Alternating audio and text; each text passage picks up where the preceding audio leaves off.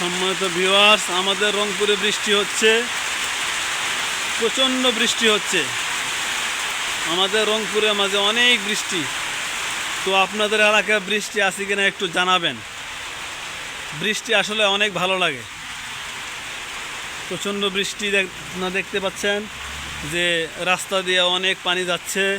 তো সম্মানিত ভিউয়ার্স, আপনার এলাকায় বৃষ্টি হচ্ছে কিনা এটা একটু জানাবেন।